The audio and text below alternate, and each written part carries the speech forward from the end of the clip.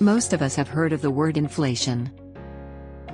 Do we really understand what it is and what normally causes it? Inflation is a constant increase in the overall price of goods. If today you buy 100 loaves of bread with $100, one bread being $1, and the next year the price of bread increased to $1.1, you'll only buy 90 loaves of bread. So, even if you think that next year you'll have the same amount of money, $100, in reality, the value of that money has significantly decreased. Let's better explain what inflation is through a story. In the fair lands of Babylon, there lived a shoemaker named John. A local supplier provided him with the necessary skins. He had 10 apprentices who worked under him diligently, for 10 dinars each per month. They took in his knowledge, and together, they made shoes that were an instant success in the market. The local Babylonians loved his handiwork and the high quality of his shoes, and consequently, the demand for the shoes rose. Witnessing the increasing demand for his shoes, John decided to raise the prices to earn a bigger profit.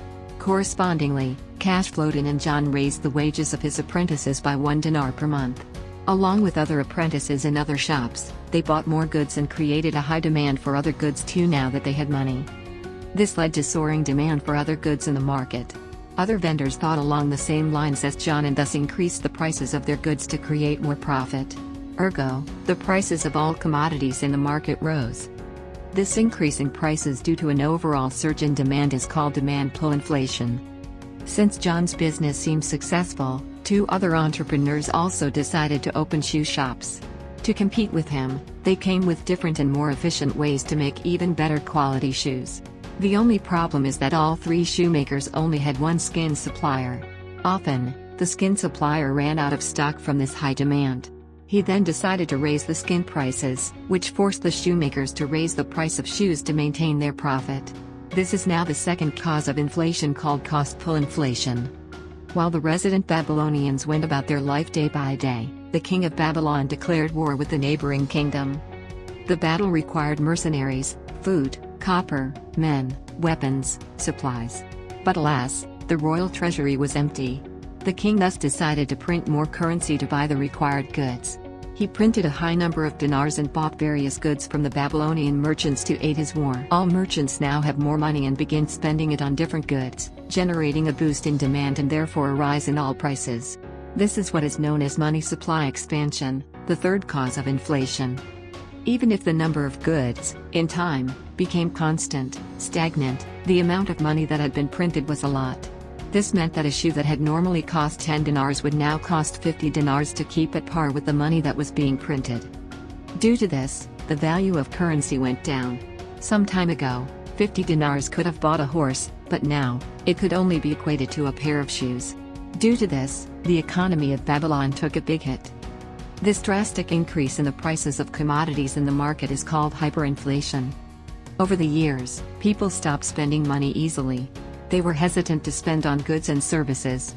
The demand for products plummeted. John's shoemaking business took a turn for the worse. To sell a large number of shoes that he was making every day, he had to lower the cost. This meant less profit. John couldn't afford to keep 10 workers anymore or pay their wages. He had to let 2 of them go. Other shops suffered a similar predicament, creating lots of unemployment. Others who saw their friends losing their jobs decided to spend less money, not wanting to go broke. As a result, fewer and fewer shoes were bought, and hence John had to fire more apprentices. Unemployment became rampant. This further decreased the demand for goods, thus creating a vicious cycle. This decrease in price levels of commodities is called deflation. Some inflation is considered acceptable, and that's why the government and central bank are trying to control it at an ideal range instead of extinguishing it entirely. At a certain average, some inflation is necessary for economic growth, but once it passes a specific equilibrium point, it negatively affects consumers and the economy's growth. A good equilibrium point is considered in today's capitalist societies as having 2% annual inflation and 4% unemployment. In summary, inflation is the increase in prices of goods and services over time. Inflation lowers your purchasing power and raises the cost of living. Inflation is primarily caused by high demand, low supply as well as increased circulation of money.